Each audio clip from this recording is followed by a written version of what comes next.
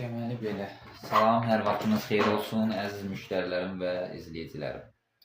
Sizə Pütmüyütqanı radiatorunun arxasını, yəni nə vəziyyətdə yandığını göstərəcəm. Nə vəziyyətdədir, onu sizə göstərəcəm. Radiatoru görürsünüzmü? Arxa hissəsi görün necə yanıbdır, gedirdi. Yəni bu halda hamama quraşdırılarsa təhlükə yarada bilər. Yəni radiatorun yanınkı dəm dışarı çıxmaq əvəzinə, yəni içəriyə daxil olub, evə daxil olub. Yəni dəmi zəhərləyə bilər, yəni uydura bilər.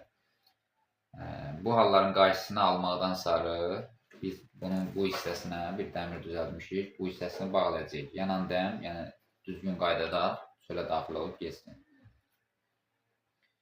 İndi biz onu göstərəcəyik.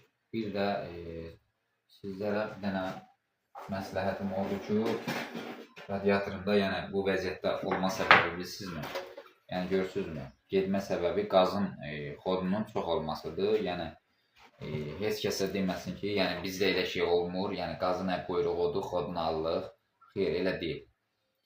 Qazda bəzən olur ki, qazlarda azalıb çoxalma olduğuna görə yəni qazı nizamlayıb tənzimləyə bilmirsiniz. Reduktor qoya bilərsiniz. Reduktorda qoysanız qazda təmiz azalma olsa, ola bilər ki, problem də yaşaya bilərsiniz. Yəni suyu düzgün isilməyə bilər.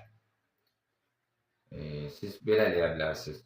Pütmüyütqada həm də məsləhətim odur ki, yəni istəyirsinizsə çox qaynara da ehtiyac yoxdur suyun. Normativi 35, belə deyim, 38 dərəcə, 45 dərəcə, yəni kim nə qədər dərəcədə istəyirsə o dərəcədə qoya bilər. Amma normativi 45 dərəcə, 45-dən yuxarı ehtiyac yoxdur. Burada dərəcəni qoyanda həmişə yay rejimində yox, qış rejimində işlədim. Qış rejimində işlətməyiniz ondan sonra yaxşıdır ki, radiatorun bütün hər tərəfinə istilik dəyib, yəni radiatorun ortası yox olmayacaq, yəni çökməyəcək, yanmayacaq. İstilik hər tərəfli dəydiyinə görə. Biz indi bu radiatorumuz görürsünüz də vəziyyətini göstərdiyim kimi bilirəm, görürsünüz. Yenə də göstərirəm. Biz belə bir dəmir vasitəsilə görürsünüzmü? Solaqlar qoymuşuq, yəni torbaya məşatçılıq etməsin. Bu hissəni görürsünüzmü? Yəni burada sərbəstlik keçsin, rahat otursun yerində.